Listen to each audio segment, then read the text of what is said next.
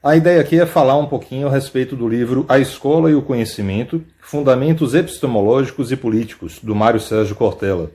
Ele divide esse livro em 5 capítulos: Humanidade, Cultura e Conhecimento, Conhecimento e Verdade, a matriz da noção de descoberta, A Escola e a Construção do Conhecimento, Conhecimento Escolar, Epistemologia e Política, e Conhecimento, Ética e Ecologia.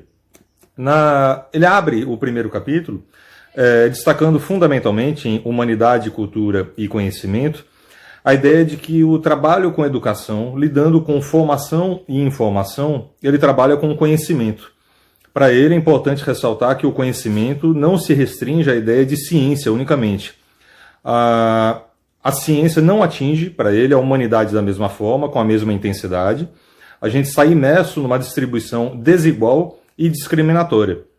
Ele destaca nesse primeiro capítulo a relativa pequenez do homem diante da vida, do planeta, do universo, e destaca que o que nos define, enquanto seres humanos, é essencialmente o fato de sermos construtores de sentido.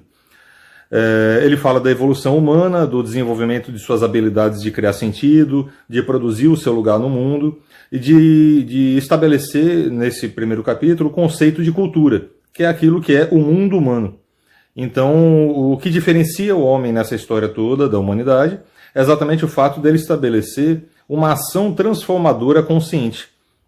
E para ele, entre os diversos bens de produção que a cultura, que essa ação transformadora consciente produz, o bem de produção mais imprescindível para a existência é o conhecimento.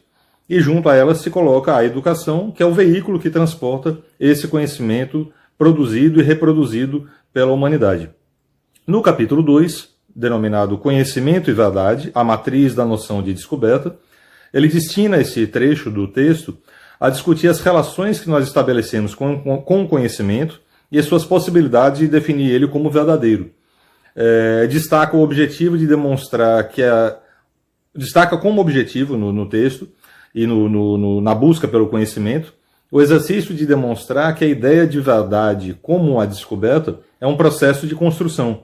E ele enfatiza: o conhecimento e nele a verdade são construções históricas, sociais e culturais. São resultantes do esforço para construir referências que orientem o sentido da ação humana. No capítulo 3, A Escola e Construção do Conhecimento, ele fala da importância de, no processo de ensino, de vincular o conhecimento ao seu contexto histórico de produção. Então é necessária, segundo Cortella, uma atenção extrema quanto ao modo que o conhecimento científico é apresentado ao senso comum. Ele diz que a imagem de mídia oferece uma ideia de ciência como algo que ocorre em outro mundo, algo fora da realidade das pessoas comuns, que impossibilitem essas pessoas comuns de estarem presentes nessa realidade. Ciência e cientistas como experimentos fantásticos em laboratórios ocultos. Então ele diz que é importante, para romper essa mitificação, a ideia de relativizar o conhecimento. E o que é relativizar o conhecimento para ele? É o educador dar acesso às condições culturais, históricas e sociais da produção desse conhecimento. E ressalta também nesse capítulo que o conhecimento é fruto da convenção de acordos que não necessariamente oferecem uma única possibilidade de interpretação da realidade.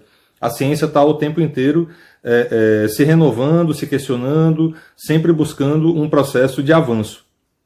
E nesse capítulo ele tem um subtópico denominado intencionalidade, erro e preocupação, que ele fala que o saber pressupõe intencionalidade. Não há busca de saber sem finalidade. O método de buscar conhecimento é uma escolha, e como escolha nunca vai ser neutro.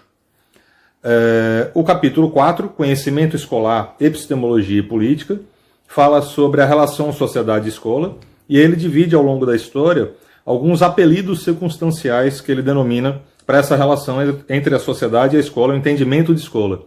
Ele fala primeiro de um otimismo ingênuo, que atribui à escola uma missão de caráter messiânico, um educador com vocação sacerdotal, uma educação enquanto alavanca do progresso, e essa visão predominou até os anos 70.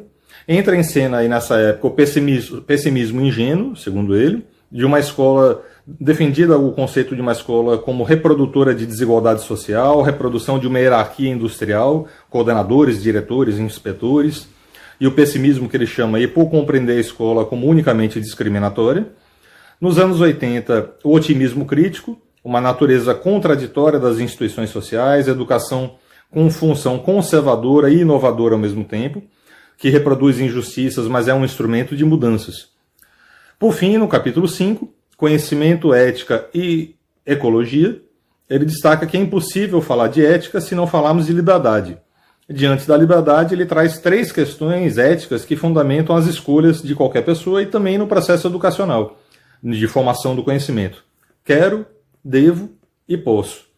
Ele fala nesse capítulo da relação da ética com a produção do conhecimento, fala da necessidade de comitês de ética em pesquisa, a importância de cuidar disso porque são coisas que mexem com a nossa capacidade de existir.